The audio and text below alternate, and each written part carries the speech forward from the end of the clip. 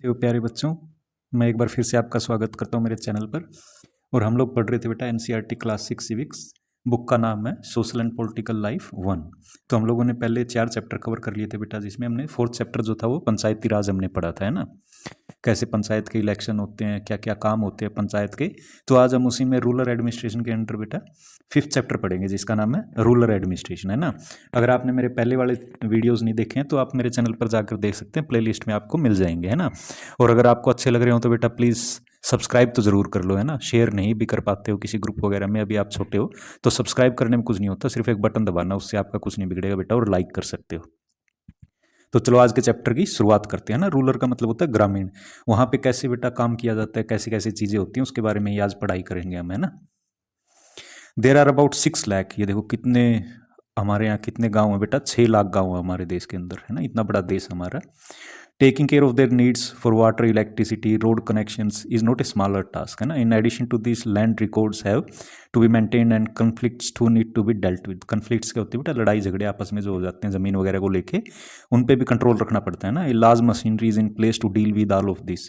In this chapter we will look at the work of 2 rural administrative officers in some detail. तो आज हम 2 बंदे जो काम करते हैं ग्रामीण इलाकों में उनके बारे में पढ़ेंगे, है ना। तो अब आज भी आप कह सकते हो कि around 64% of India's population live in villages. बात समझ में आ रही है। तो ज़्यादातर हमारे जो आज भी लोग हैं वो गाँव के अंदर रहते हैं। तो गांव के एडमिनिस्ट्रेशन को पढ़ना बेटा बहुत ज़रूरी है। तो आज हम देखेंगे उनके लैंड रिकॉर्ड्स वगैरह क्या होते हैं, क्या क्या झगड़े होते हैं, झगड़े को निपटारे के लिए कहाँ उन्हें जाना पड़ता है। तो वो सारी चीज़ें आज हम उसके बारे में पढ़ाई करेंगे, ना। बड़ा इंटरेस्टिंग चैप्टर है और आपको मज़ा आएगा बेटा। एक क्वेरल इन द, क्वेरल का मतलब होता है बेटा झगड़ा इन द विलेज, है ना। तो यहाँ पे किसके बीच में झगड़ा हो रहा है। Mohan is a farmer, his family owns a small agriculture field which they have been farming for many years, है ना। Next to his field is Raghu's land which is separated from his by small boundary called as bund. बंद क्या होता है बेटा, मिट्टी की एक सिर्फ ऐसा आप कह लो बाउंड्री सी बना दी जाती है, छोटी सी, कोई पक्की नहीं होती है, वो इधर उधर शिफ्ट भी हो सकती है। तो बेसिकली कहने का आपको ये दिखाई दे रहा है, यहाँ पे इन 2 लोगों के अंदर झगड़ा हो रहा है ना। क्यों झगड़ा हो रहा है भाई, इनके खेत पड़ोस पड़ोस में लगते हैं, एक ये खेत है एक ये खेत है, तो इनके बीच में ये देखो मिट्टी की ये छोटी सी आपको दिखाई दे रही है, ये जो बाउंड्री है ना, ये इधर से होते हुए इधर, ये इधर जो जाती है, ये जो बाउंड्री जिसकी मैं बात कर रहा हूँ, ये थोड़ी सी खिसका दी है ना। खिसका क्या दी बेटा, जैसे ये ट्रैक्टर से अपने खेतों को लेवल करते हैं, बहते हैं, थोड़ा सा उनको मिट्टी कुरेदते हैं ना ट्रैक्टर से, तो कई बार ये खिसक भी जाती है। ये मेन मुद्दा होता है लड़ाई का गाँव गाँव में, इसलिए आपको समझाने की कोशिश की जा रही है। इसको मेड बोलते हैं हिंदी में। तो कई बार जैसे ये यहाँ थी, मान लो ये थोड़ी सी खिसका के इसने जो है कुछ फिट इधर अंदर की तरफ कर दी है। देखो हम मैप के अंदर भी इनके खेत देखते हैं ना, इनका नाम क्या है, एक का नाम मोहन है और दूसरे का रघु है बेटा। तो इनके खेत देखो कहाँ पड़ते हैं, यहाँ भी थोड़ा मैप में भी दिखा रखा है, उससे भी आपको समझ में आएगा। ये देखो एक गांव का मैप है ना। तो कहता जो नंबर 1 है ना, ये देखो ये एक खसरा, अभी थोड़ी देर में मैं इसे पढ़ाऊंगा क्या होता है। तो मोहन का है, ये नंबर 1 पे मोहन का है, नंबर 2 पे रघु का है। तो नंबर 1 कौन सा बेटा, ये छोटा सा जो एरिया है, ये जो छोटा सा एरिया है मोहन का है। और नंबर 2 ये जो बड़े वाला है रघु का है, रघु, जिनके बीच में भी झगड़ा हो रहा है। तो इस ने रघु ने वो क्या कर रहा है कि रघु ने क्या किया है, ये जो बाउंड्री है ना, ये जो कच्ची बाउंड्री आपको दिखाई दे रही है, रघु ने क्या किया बेटा, ये जो कच्ची बाउंड्री है ना, ये वाली, इसको थोड़ा सा इधर खिसका दिया। बात समझ में आई क्या। ये बाउंड्री अभी आपको दिख रही है, ये वाली इधर खिसका दी है। किसने खिसका दी, रघु ने। किसकी है, मोहन की। तो बेटा मोहन की तो ज़मीन कम होगी ना, ये इतना सारा एरिया इसने अपनी अपनी लैंड के अंदर मिला लिया, इस पूरे में मिला लिया, तो इसकी तो बेचारे की ज़मीन कम होगी, तो इसलिए झगड़ा कर रहा है इन दोनों के बीच में, इसीलिए झगड़ा हो रहा है ना। अभी फिर से वहीं पे चलते हैं, फर्स्ट पेज के ऊपर जहाँ पे इनका झगड़ा हो रहा था बेटा। One morning Mohan notice that Raghu has shifted the बन, मतलब उसने जो मेड है बेटा, बाय ए फ्यू फीट, थोड़ा सा अंदर की तरफ खिसका दिए कुछ feet. By doing so he has manage to take over some of the Mohan's land and increase the size of his own field. तो उसने अपने खेत का इलाका थोड़ा बढ़ा लिया, उसका कम हो गया भाई मोहन का। अभी Mohan was angry but also a little frighten, वो थोड़ा सा डरा हुआ भी था, उसको गुस्सा भी आ रहा था। डरा हुआ क्यों था बेटा, रघुस फैमिली ओन मैनी फील्ड्स, तो रघु बेटा बड़ा जमींदार था, उसके पास कई सारे खेत थे। And besides his uncle was also the sarpanch, तो बेटा ये पावरफुल आदमी था। क्यों पावरफुल था भाई, उसका अंकल जो है सरपंच भी था, है ना। तो सरपंच था तो भाई पावरफुल था, सारे प्रशासन उसके हाथ में ही था। But even so he plucked up उसने थोड़ी सी करेज जो है बेटा इकट्ठी की and went to Raghu's house, और जो है रघु के घर पे चला गया उससे बात करने के लिए, है ना। तो वहाँ पहुँचने के बाद उन दोनों के बीच में गर्मा गर्मी हो गई बेटा, तेज तेज आवाज में वो बात करने लगे। A heated argument follow, Raghu refuse to accept that he has move the bund, Raghu ने मना कर दिया, भाई मैंने कोई मेड इधर से उधर नहीं की, जो थी वो पहले से वहीं पे है। He called one of his helpers and they begin shouting and Mohan beating him up, तो उसने अपने एक नौकर को बुला लिया, किसने, रघु ने, और उसको मोहन को गालियाँ वालियाँ देने लगे, चिल्लाने लगे और उसको पीटने लग गए। तो चीखने चिल्लाने की आवाज़ सुन करके बेटा जो उनके पड़ोसी थे वो आ गए जगह पे, और उन्होंने मोहन को वहाँ पीटने से बचा करके थोड़ा दूर लेके चले गए। मगर तब तक मोहन को बेटा बहुत चोट लग चुकी थी, he was badly hurt on his head and hand, he was given first aid by one of the neighbours, तो उसके चोट लगी थी बेटा सर में और हाथों में, तो एक नेबर ने उसको जो है फर्स्ट एड दिया, पट्टी वट्टी कर दी। His friend who also ran the village post office, उसका एक दोस्त था जो डाक खाना चलाता था गांव का, suggested that they go to the local police station and file a report, तो उनको बोला भाई जा करके पुलिस स्टेशन में अपनी रिपोर्ट दर्ज कराओ कि ऐसे ऐसे आपके ऊपर मारपीट की गई है रघु के द्वारा, है ना। Others were doubtful if this was a good idea because they felt they would waste a lot of money and nothing would come out of it, है ना। तो इंडिया में तो आज आप जो है कोई केस करते हो, पुलिस का क्या काम होता है बेटा, जैसे आप पुलिस के पास जाते हो एक रिपोर्ट लिखवाते हो, वही मेरे साथ उस बंदे ने मारपीट की है, पुलिस अपना रिपोर्ट लिख लेगी, छानबीन करेगी, और फिर आगे आपका केस जो है अदालत में चला जाएगा, कोर्ट में चला जाएगा। वो कोर्ट में बहुत टाइम लगता है उसको सेटल होने में, 10 साल लग जाते हैं। तो तब तक वकीलों का खर्चा होता है बेटा, पेपर वर्क होता है, बहुत सारे खर्चे होते हैं, और आदमी तंग हो जाता है उन खर्चों की वजह से। तो उसके दोस्त समझा रहे थे भाई ऐसा ना हो कि तू इन खर्चों में फंस जाए, तेरा बहुत ज़्यादा खर्चा भी हो जाए, कुछ ना निकले इससे, बाद में तुम्हारा समझौता हो जाए। Some people said that Raghu family would have already contacted the police station, कुछ ने बोला कि भाई रघु ने तो पहले से ही पुलिस में बात कर ली है, उसने बोल दिया तूने उनके ऊपर हमला किया, इस टाइप से कुछ। After much discussion it was decided that Mohan would go to the police station along with some of the neighbours who had seen the incident. तो काफ़ी बातचीत के बाद उनके बीच में ये निष्कर्ष निकला भाई रघु जो मोहन जो है वो पुलिस स्टेशन में जाएगा, और जो आई विटनेस थे ना, आई विटनेस कौन थे जिन्होंने इस झगड़े को देखा था, वो भी उसके साथ जाएंगे पुलिस स्टेशन में शिकायत दर्ज कराने के लिए। ये देखो अभी यहाँ पे पुलिस स्टेशन में आ गए हैं ना, ये पुलिस वाला बैठा हुआ है, ये आपका मोहन है। Area of the police station, अब ये पुलिस स्टेशन आप ऐसा नहीं किसी भी पुलिस स्टेशन में घुस जाओ अपनी रिपोर्ट लिखाने लिखो, जिस एरिया के अंदर आपका अपराध हुआ है, कुछ जो भी झगड़ा वगड़ा हुआ है, आप उस नियर बाय पुलिस स्टेशन के अंदर ही जाएंगे, है ना। On the way to the police station one of the neighbour ask why don't we spend some more money and go to the main police station in the town, है ना। बोलता है कि गाँव वाले में पुलिस स्टेशन में क्यों जाए, पुलिस चौकी में, हम लोग शहर वाले में चलते हैं, है ना। तो it is not a question of money, we can register the case only in this police station because our village comes in this area in its area of work, explain Mohan. तो बोलता है भाई पैसे का चक्कर नहीं है यहाँ, तुझे शहर घूम के आना इससे कोई मतलब नहीं है, हमारा केस जो है यहीं पर रजिस्टर हो सकता है, आप चाहे बेशक शहर में चले जाओ, वो भी आपको इसी पुलिस स्टेशन में भेजेंगे। बोलता है कि जैसे एक पुलिस चौकी है बेटा, है ना, उसके 2-3 गांव जो होंगे आस पड़ोस के वो उसके अंडर आते होंगे, तो ये सारे गांव वाले सिर्फ इसी पुलिस स्टेशन में अपनी शिकायत दर्ज करा सकते हैं, ऐसे नहीं कोई शहर वाले में चले गए, इधर उधर चले गए। Every police station has an area that comes under its control. All persons in that area can report cases or inform the police about any theft, accident, injury, fight, etc. It is the responsibility of the police of that station to inquire, to investigate and take action on the cases within its area. तो ये उस police की जिम्मेदारी है बेटा, उस area की police वालों की जिम्मेवारी है कि कोई भी चोरी हुई है, कोई एक्सीडेंट हो गया है ना, 2 गाड़ियाँ टकरा गई हैं, किसी को चोट लगी है किसी दूसरे की वजह से, या झगड़ा हो गया है, तो इन सब का निपटारा करने के लिए या शिकायत दर्ज कराने के लिए लोकल पुलिस स्टेशन के पास आप जा सकते हो, है ना। अभी पुलिस स्टेशन में क्या काम होता है वो देखते हैं। The work at the police station, when they reach the police station Mohan went to the person in charge, है ना। तो जो पुलिस चौकी का जो इंचार्ज होता है बेटा, थाने का इंचार्ज होता है, उसको क्या बोला जाता है, एसएचओ बोला जाता है ना। आपने गाड़ियाँ भी देखी होंगी पुलिस पे, उस पर एसएचओ लिखा हुआ रहता है, उसका फुल फॉर्म होता है बेटा स्टेशन हाउस ऑफिसर, वो हेड होता है आप कह सकते हो उस चौकी का या थाने का, है ना। तो बंदा एसएचओ के पास गया and told him what had happen, तो उसने बताया कि क्या क्या हुआ मेरे साथ, कैसे झगड़ा हुआ रघु के साथ, है ना, उसने मुझे पीटा, गालियाँ वालियाँ दी।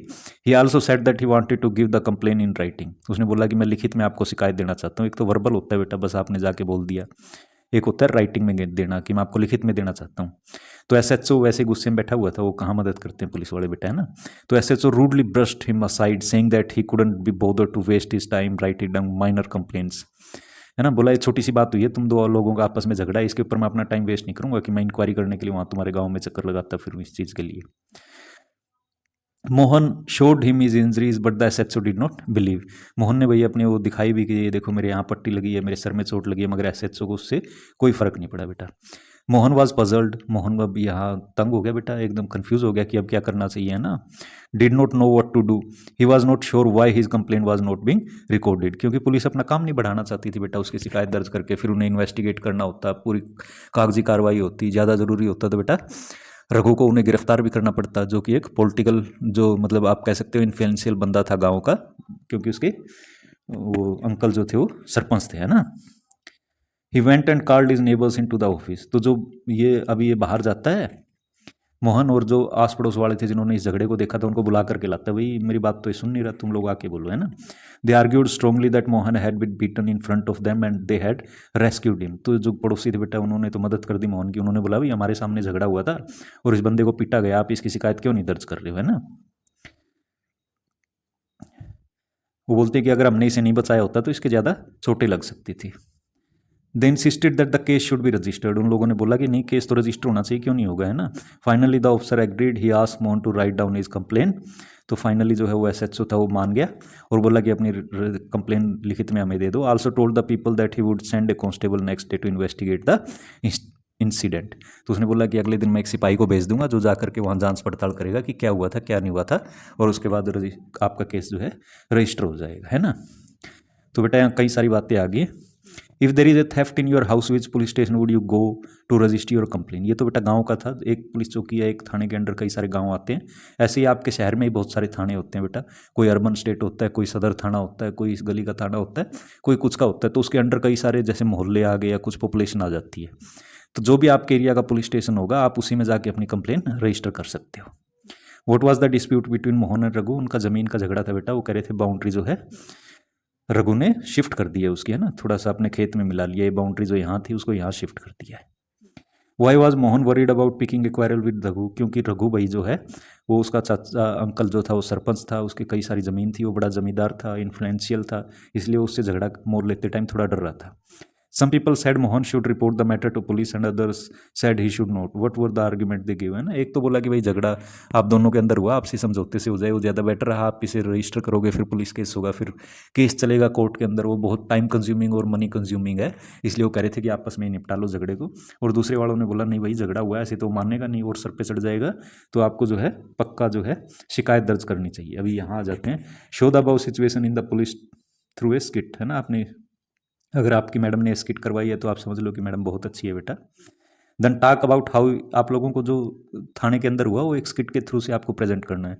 Then talk about how you felt playing Mohan role और दैट ऑफ एसएचओ और the neighbours, could the SHO has handled the situation differently, है ना, उसको लिख लेनी थी भाई जो भी शिकायत वो दर्ज करने के लिए आया था, मगर उस टाइम वो लिख नहीं रहा था, है ना।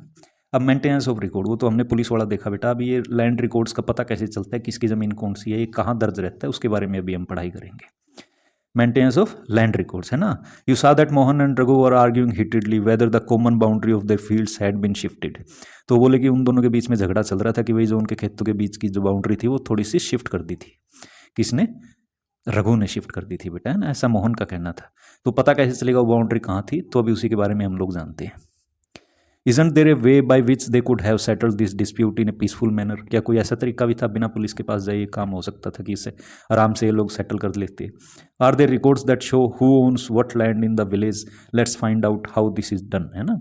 तो कौन ये रिकॉर्ड रखता है, कैसे पता चलता है कौन सी ज़मीन किसकी है ना। आप किसी की ज़मीन खरीदना चाहो तो कैसे पता करोगे उसकी ज़मीन कौन सी है, तो ये सारा बेटा लैंड रिकॉर्ड रखा जाता है तहसील में, है ना, वो देखते हैं अभी कौन रखता है। Measuring land and keeping land records is the main work of patwari, ये देखो बेटा किसका मेन वर्क है, पटवारी का। आप भी पूछ सकते हो अपने पिताजी से, आप शहरों में रहते हो, कि आपके गांव का पटवारी कौन है ना, कौन आपके गांव की ज़मीन का रिकॉर्ड रखता है, उसको पटवारी बोलते हैं। शहरों में तो नगर पालिका के अंडर आ जाता है बेटा, वो सारे रजिस्ट्री होती है प्लॉट्स वगैरह की, वहाँ डिफरेंट टाइप का होता है, गांव में पटवारी होता है, शहरों में भी होते हैं पटवारी, तो वैसे इनको डिफरेंट नाम से बोला जाता है बेटा, डिफरेंट स्टेट्स के अंदर, है ना। पटवारी कोई यूपी में जैसे उन्हें लेखपाल बोलते हैं, तो लेखपाल कई जगह कानून गो बोलते हैं बेटा, और कई जगह उनको कर्मचारी या विलेज ऑफिसर के नाम से भी जाना जाता है। बात समझ गए आप। We will refer to this as patwari, तो मगर इस बुक के अंदर आपको पटवारी नाम ही देखने को मिलेगा। Each patwari is responsible for a group of villages, the patwari maintains and update the record of villages.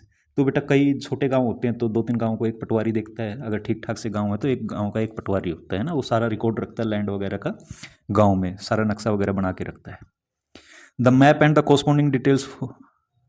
corresponding details from the register on the next page are a small part of the records kept by पटवारी। तो अगले page पे हम देखें वो कैसे record रखता है ना। The Patwari usually has ways of measuring the agriculture land, तो उसके पास तरीके होते हैं बेटा एग्रीकल्चर लैंड को जो है मेजर करने के, मेजर मतलब नापने के, है ना। In some places a long chain is used, कई जगह वो लंबी चेन का यूज़ करता है इस फील्ड को नापने के लिए ना, ऐसे लंबी चेन का। In above instance the patwari would have measured both Mohan's and Raghu field and compared them with the measurement of the map. If they did not match then it would be clear that the boundary of field has been changed. तो इस case के अंदर क्या हो रहा था बेटा, अगर पटवारी के पास ये चले गए होते और नपवा लिया होता अपने फील्ड को, है ना, पटवारी क्या करता, ये जैसे ये वाला जो फील्ड है, ये वाला फील्ड किसका है, मोहन का है, और ये वाला किसका है, रघु का। तो बेटा पटवारी यहाँ से वो अपने जो भी उसके पास मेजरमेंट का तरीका नापता, तो कहता यहाँ से भी नापता, है ना, तो कहता भाई ये बाउंड्री तो शिफ्ट हुई है पक्का, तो फिर इसको बोलता रघु को कि अपनी बाउंड्री को वापस ले ले, नहीं तो शिकायत दर्द हो जाएगी, है ना। तो फिर से ये बाउंड्री यहीं पे शिफ्ट कर दी जाती जहाँ भी आपको दिखाई दे रही है।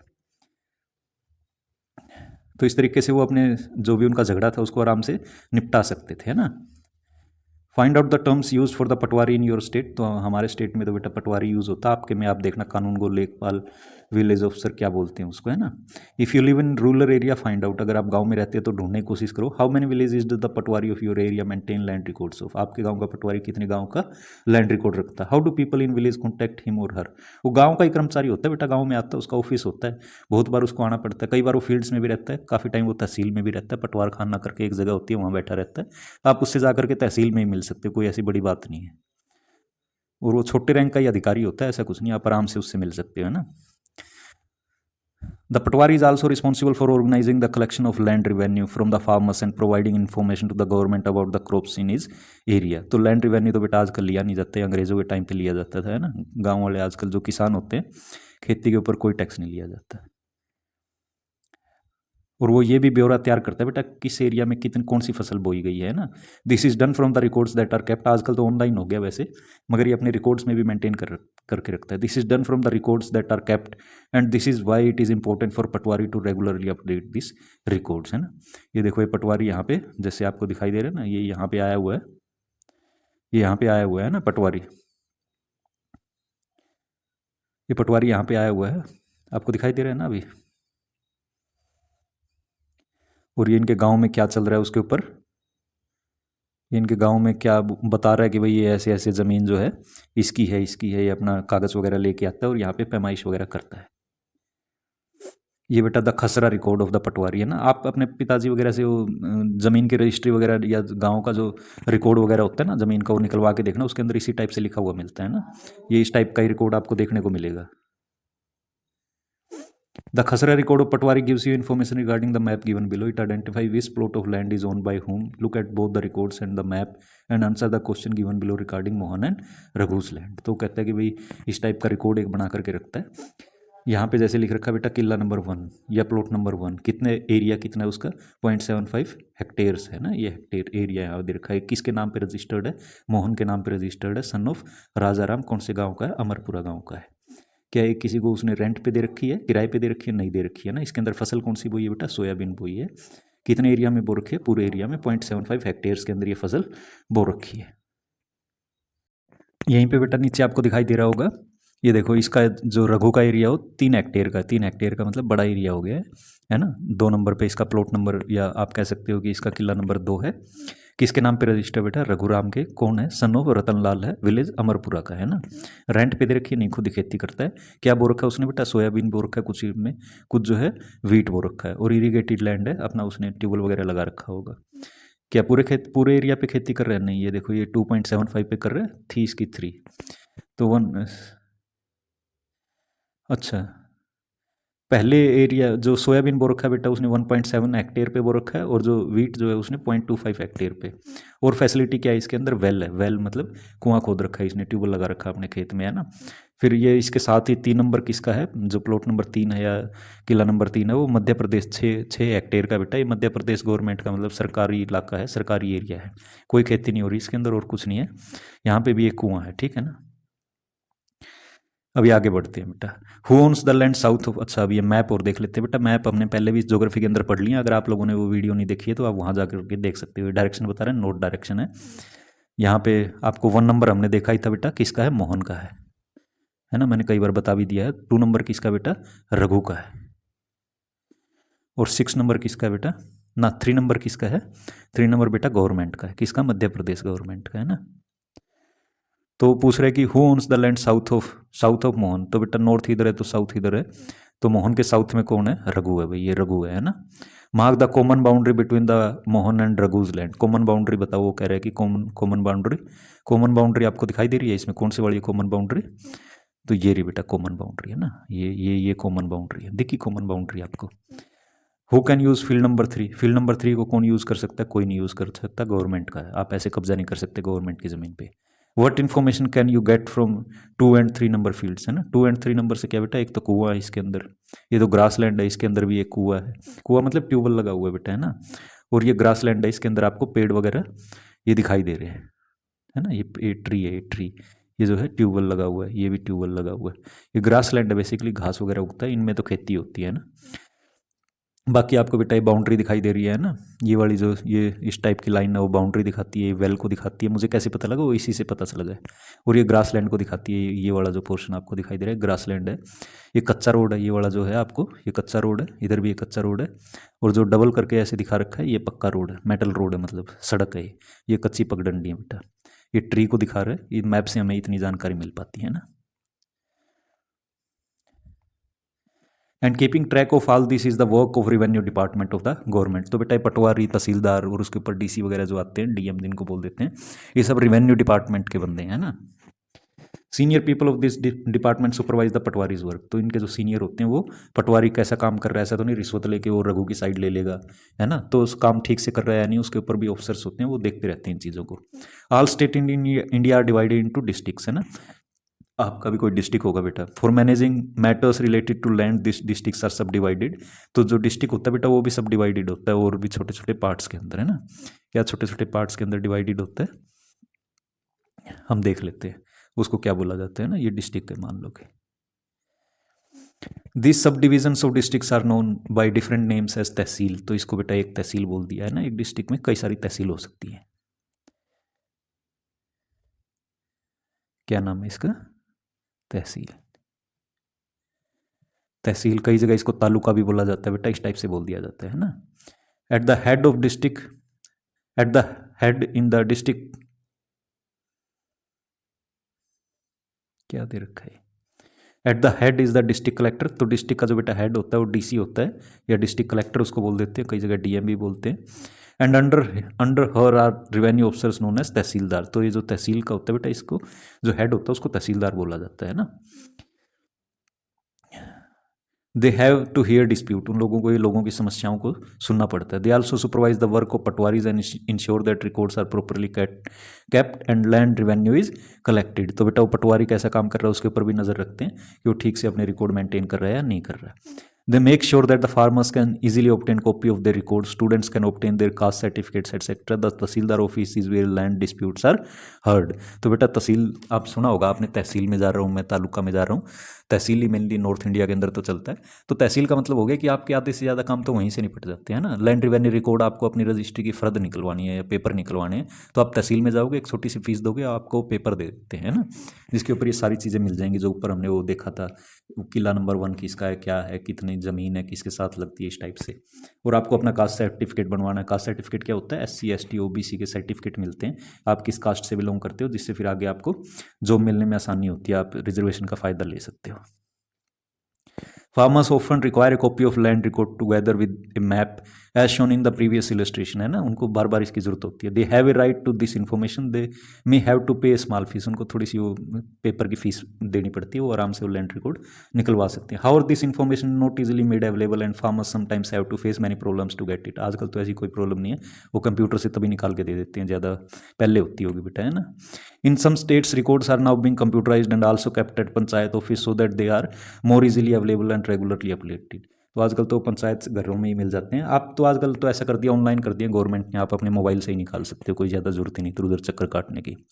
When do you think farmers may require a copy of this record? Study the following situation and identify the cases in which these records would be necessary and why. तो कह रहे हैं कि इन रिकॉर्ड्स की किसानों को कब जरूरत पड़ती है, ये कुछ सिचुएशन दे रखी है, इनमें से आप बताओ किस में पड़ती होगी।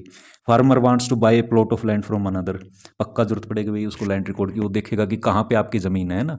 कोई भी कह देगा मेरी वहाँ ज़मीन है आप खरीद लो, तो कागजों में कहाँ है भाई, वो रिकॉर्ड्स में तो चेक करना पड़ेगा ना, तभी तो खरीद पाएगा। A farmer want to sell his produce to another, वो अपने मतलब उसने चावल उगाए थे वो बेचना चाहता है, या फिर उसने गेहूं उगाए थे वो बेचना चाहता है, इसमें लैंड रिकॉर्ड की जरूरत है क्या? बिल्कुल नहीं, आप बेचो भाई, कहीं भी ले जा करके बेच दो, कोई दिक्कत नहीं है। A farmer wants to purchase fertiliser for his field, उसको खाद खरीद करके लानी है, कोई दिक्कत नहीं, ले आओ, उसमें लैंड रिकॉर्ड्स की क्या जरूरत है, कोई जरूरत है क्या? कोई जरूरत नहीं, आप ले आओ खरीद करके। A farmer wants to divide his property among his children, पक्का जरूरत है भाई, बच्चों के अंदर बांटेगा, कौन सा हिस्सा किस बच्चे को देगा, ये सब उसमें रजिस्ट्री में लिखवाना पड़ेगा ना, उस फर्द के अंदर लिखवाया जाएगा, तो इस टाइम पे पक्का चाहिए है ना, इसमें नहीं चाहिए। अच्छा, एक ये वाला हमने पढ़ा नहीं है। Farmer wants a loan from the bank to dig a well in his land, तो उसको अपने ज़मीन में एक कुआं खोदना, उसके लिए उसे लोन चाहिए, तो बैंक वाले तो देखेंगे ना ज़मीन है कहाँ, ऐसा तो नहीं ऐसे ही फर्जी में लोन ले रहा हो, ज़मीन है ही नहीं, कुआं खोदने के लिए लोन ले रहा है, फिर भाग जाएगा, फ्रॉड हो जाएगा, है ना, तो उसकी ज़मीन के कागज़ रख लेते हैं। तो इसमें भी ज़रूरत है बेटा, इन 3 सिचुएशन के अंदर ज़रूरत है और 2 में ज़रूरत नहीं है आपको। ये देखो एक लड़की ने अपनी एक छोटी सी पोएम लिखी है, कितनी बढ़िया है बेटा, है ना, अंजलि मोंटेरियो ने लिखी है ये। A daughter's wish, father inherited our house from his father, मेरे पिताजी को जो है घर मिला है उनके पिताजी से, है ना, जैसे आपके पिताजी को मिला होगा आपके दादाजी से। And every one says he will leave it two brothers but what about me and my mother, और सब कहते हैं कि पिताजी जो है मेरे भाइयों को एक घर दे देंगे, मगर मेरा और मेरी माँ का क्या होगा, है ना बेटा, ये भी तो इसी घर में रहते हैं। इज नॉट एवरी वुमेन, कहाँ चला गया, हाँ, but what about me and my mother to expect a share in my father's home, मेरा और मेरी माँ को क्यों हिस्सा नहीं मिलेगा भाई मेरे पिताजी के घर में से। Is not very womanly I am told, वो बोले कि नहीं नहीं ये बिल्कुल आप लोगों के लिए चीज़ नहीं है, but I really want a piece of my own, मगर मुझे तो अपनी ज़मीन में से एक छोटा सा हिस्सा चाहिए। वो बेटे लोग बार क्या करते हैं ना, जब लड़की की शादी करते हैं तो उसको डाउरी देते हैं, डाउरी का मतलब होता है दहेज, उसको खूब सोना दे देंगे बेटा, कपड़े गहने वगैरह दे देंगे, बर्तन वगैरह दे देंगे, ये सारी चीज़ें, कुछ पैसा दे देते हैं, उसको सोचते हैं कि भाई तेरा हिस्सा हमने दे दिया, ज़मीन तेरे भाई के पास रह गई, तेरा यही था बस, है ना, तो शादी करके दूसरे घर में जा रही है, उसको ये चीज़ें उसको दे दी और उसको कहते हैं अब तो खुश रहे, है ना, तो ऐसे उसको समझा दिया जाता है बेटा। तो ये लड़की अपना हिस्सा मांग रही है ज़मीन में से। आपको क्या लगता है, अगर आपकी बहन है तो क्या आपकी बहन को आपके पिताजी को हिस्सा देना चाहिए, और अगर आप लड़की हो तो क्या आपके पिताजी की ज़मीन में से आपको हिस्सा मिलना चाहिए, है ना। ये इसके भाई और पिताजी खड़े हैं, ये इसकी माँ और बेटी खड़ी है। अभी बेटा नया ला आ गया, पहले तो ऐसे मिलता ही नहीं था, है ना, हिंदू इनहेरिटेंस एक्ट के अंडर तो ये मिलता ही नहीं था। तो ये हिंदू सक्सेशन एक्ट करके 2005 में अभी लेटेस्ट आया है, 20 साल मतलब आप 18-19 साल ही हुए इस एक्ट को आए हुए, उससे पहले तो मिल ही नहीं पाता था। Often when we think of farmers who own land we think of men, जब हम सोचते हैं कि भाई किसानों के पास ज़मीन है तो किसानों में हम सिर्फ आदमियों को काउंट करते हैं, औरतों को तो काउंट ही नहीं करते बेटा।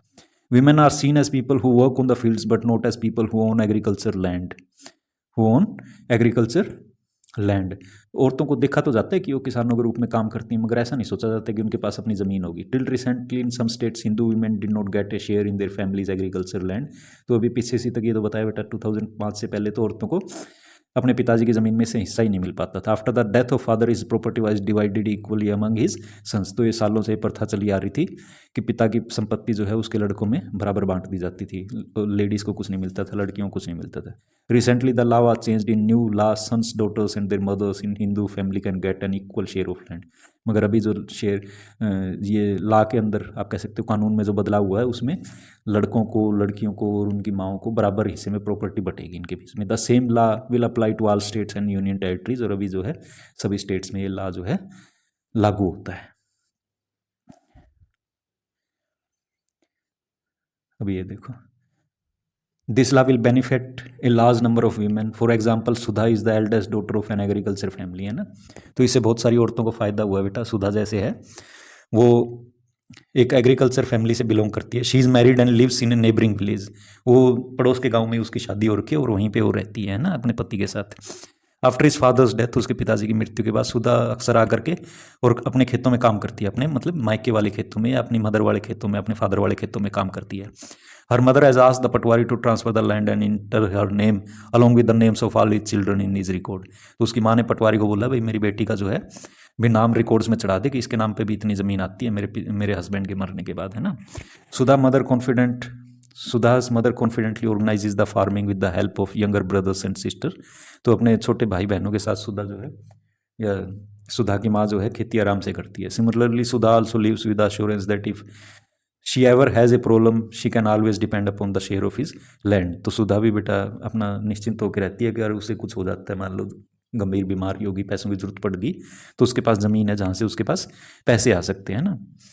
अदर पब्लिक सर्विसेज इस सर्वे, तो ये बहुत बड़ा मैटर है बेटा, जो आप लड़कियों वाला देख रहे हो ना। लड़कियों को हमारे समाज में ये सिखाया जाता है, आंखें नीची करके रखो, नीची आवाज़ में बात करो, अच्छी लड़कियां वही होती हैं जो क्वेश्चन नहीं पूछती हैं, जो बड़ों का कहना मानती हैं। तो ये कह करके उनको दबा दिया गया है ना। दबाने का मतलब हो गया कि अगर आपने अपनी ज़मीन में से, प्रॉपर्टी में से हिस्सा मांगा तो आप गंदी लड़की हो, और चुपचाप आप जो है पिताजी ने जहाँ आपकी शादी कर दी, आप जो पिताजी ने दिया उसको लेकर के चली गई तो आप अच्छी हो, है ना। इस टाइप से हमने एक मेंटलिटी बना दी है समाज के अंदर, ये हो गया है। और आज भी ऐसा ही होता है कि लड़कियों को फोर्स कर दिया जाता है।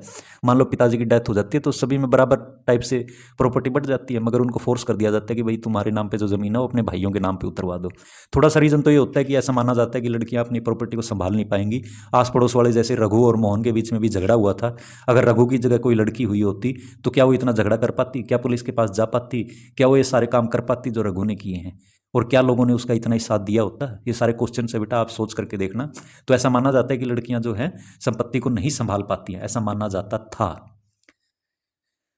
अब आप इस चीज़ को सोच के देखो, आप लड़की हो तो क्या आप ये सारे काम कर पाते? क्या आप उस झगड़े में शामिल हो पाते? क्या आपकी पिटाई हो पाती, आप सहन कर पाते, या कैसा होता? आप इस चीज़ को सोच के देखना, क्योंकि ये झगड़े अक्सर होते हैं गाँव के अंदर। ये जो मेड वाला झगड़ा होता है ये अक्सर कुछ कुछ टाइम में आपको सुनने को मिलता ही रहता है, भाई वहाँ किसका दी, इधर किसका दी, मेरी ज़मीन कम कर दी, मेरी ज़्यादा होगी। तो आप इन चीज़ों को सोच समझ के देखो बेटा, जो ये भाग दौड़ आदमी कर रहा है, क्या आप लड़की हो तो क्या ये कर पाती? आपकी बहन है तो क्या वो कर पाती? क्या लड़के जितना ही वो भी साहस रख पाती झगड़ा करने का? ये सारी चीज़ें आपको सोचनी है। समझ गए आप? Other public services survey, this chapter has looked at some of the administrative work of the government specially for the rural areas. तो ये कुछ ही चीज़ें दिखाई है बेटा जहाँ पे हमारा एडमिनिस्ट्रेटिव वर्क होता है गांव के अंदर। और भी बहुत सारी चीज़ें होती है बेटा, हेल्थ से रिलेटेड अभी हमने कुछ नहीं पढ़ा, स्कूलिंग से रिलेटेड, एजुकेशन से रिलेटेड अभी हमने कुछ नहीं पढ़ा, है ना। और भी चीज़ें होती है। The first example related to maintaining law and order and the second maintaining land records. तो अभी हमने पढ़ा वो कानून व्यवस्था कैसे, पुलिस वालों का क्या काम है और पटवारी का क्या काम है ना। In the first case we examine the role of police and the records of the patwari. This work is supervised by other people in department such as tehsildar और द सुपरिटेंडेंट ऑफ पुलिस। जैसे बेटा रेवेन्यू डिपार्टमेंट में तो पटवारी के ऊपर तहसीलदार आता है, और पुलिस स्टेशन में क्या होता है बेटा, जैसे वो छोटी पुलिस वाले हैं, वो चौकी वाले हैं, एसएचओ है, वो कंप्लेन नहीं लिख रहा तो आप उसकी कंप्लेन कहाँ करोगे? वो एसपी के पास करोगे, सुपरिटेंडेंट ऑफ पुलिस के पास करोगे। किसके पास करोगे? सुपरिटेंडेंट ऑफ पुलिस के पास करोगे, है ना। और पटवारी की तहसीलदार के पास शिकायत करोगे। We have also seen how people use this services and some of the problems that they face. These services have to be used and made to function according to the laws that have been framed for them. You have probably seen many other public services and facilities provided by various departments of the government. और भी services आपने जो government department provide करता है वो देखी होंगी बेटा, है ना। Do the following exercise for your village by visiting A near by village और लुकिंग एट द एरिया। ये एक्सरसाइज किया करो बेटा, आपको समझ होगी अपने समाज के बारे में, अपना देश कैसे काम करता है, कानून व्यवस्था कैसी है ना। List the public services in village area such as the milk society. क्या आपके गांव से मिल्क सोसाइटी मतलब क्या होती है कि गांव में तो बेटा सभी लोग जानवर रखते हैं, दुधारू जानवर, गाय भैंस रखते हैं, तो उनके पास मिल्क का प्रोडक्शन ज़्यादा होता है, कंजप्शन कम होता है, उतना पी नहीं पाते वो दूध को, उनके पास ज़्यादा होता है। तो दूध को कहाँ बेचते हैं? जैसे मूल डायरी होगी बेटा, वर्का होगी, वीटा होगी, इस टाइप की बहुत सारी सरस होगी। तो ये सरकारी डेयरियाँ टाइप की होती हैं, वो गाँव से आती हैं, दूध लेकर के जाती हैं ना। द फेयर प्राइस शॉप, जहाँ से आपको सामान मिलता है। फेयर प्राइस शॉप का मतलब जहाँ से आपको सरकारी आप दुकान कह सकते हो उसे, जहाँ से आपको ये राशन वगैरह मिलता है ना। द बैंक, बैंक कैसे काम करता है? पुलिस स्टेशन तो आपने देख लिया। The agriculture society for seeds and fertiliser, जहाँ से किसानों को बीज और खाद वगैरह मिलती है। पोस्ट ऑफिस भी होता है बेटा गाँव के अंदर, है ना।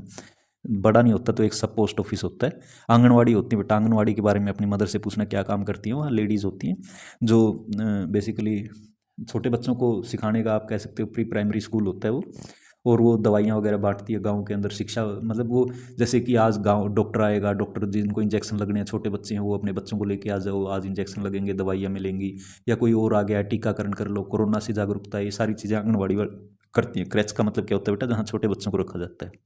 Government schools, health centres, health centre मतलब हॉस्पिटल, तो गांव में बड़ा गांव है तो वहाँ हॉस्पिटल हो सकता है, अदरवाइज छोटा एक हेल्थ सेंटर होता है, वहाँ नर्स वगैरह होती है, और हफ्ते में एक दिन मान लो कि सरकारी डॉक्टर वहाँ पे विजिट करता है।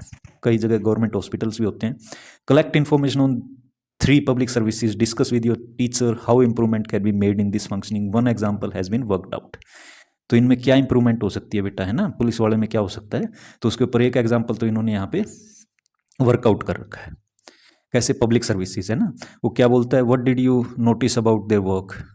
यहाँ पे फेयर प्राइस शॉप एक होती है बेटा, जहाँ पे राशन मिलता है गांव वालों को कम पैसों में, बहुत ही सस्ती दरों में, है ना, जिनका बीपीएल कार्ड बना होता है। बीपीएल कार्ड क्या होता है बेटा, बिलो पावर्टी लाइन, जिनकी सालाना इनकम एक तय सीमा से कम होती है। एक रकम मान लो कि 1,80,000 से 1.80 लाख से जिसकी इनकम कम है सालाना, एक साल में आप 1,80,000 से कम कमाते हो तो आपको बीपीएल कार्ड मिल जाता है, बिलो पावर्टी लाइन। आप भाई गरीबी रेखा के नीचे हो तो आप गरीब हो, बेसिकली कहने का मतलब ये है, तो आपको सस्ते दामों पे गवर्नमेंट मुहैया कराती है राशन वगैरह, है ना।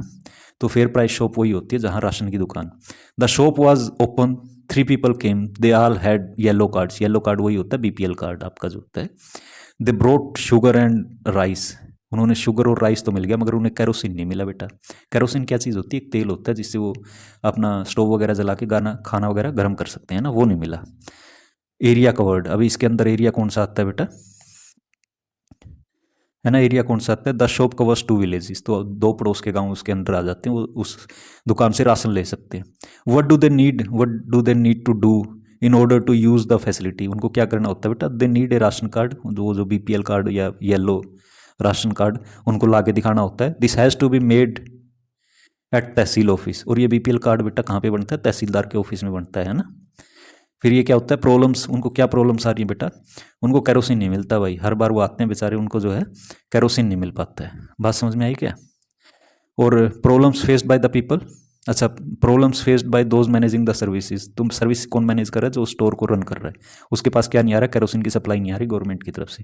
लोगों को क्या हो रहा है बेटा, rice is of very bad quality, तो राइस जो उनको मिला वो बहुत ही स्मेल आ रही है, उसमें से सड़ा हुआ है, और कैरोसिन तो कभी नहीं मिलता। तो यहाँ पे इंप्रूवमेंट क्या की जा सकती है बेटा, है ना, इंप्रूवमेंट क्या की जा सकती है, improve quality of the rice, भाई राइस अच्छी क्वालिटी का लेके आओ, और कोशिश करो कि जो है कैरोसिन वहाँ पे अवेलेबल रहे, है ना। The fair shop should be kept open twice a day, तो 2 बार दिन में खुलनी चाहिए, वो एक ही बार खोलता होगा। तो ये सारी प्रॉब्लम्स वहाँ पे आ रही हैं। चलो बेटा, क्वेश्चन आंसर तो आपकी मैडम ने आपको करवाई दिए होंगे, मेरे ख्याल से आपको चैप्टर समझ में आया होगा बेटा। कोई चीज़ नहीं समझ में आई होगी तो मुझे प्लीज़ जो है आप कमेंट सेक्शन में लिख सकते हो, और थैंक यू आपको ये वीडियो वॉच करने के लिए। Okay, thank you.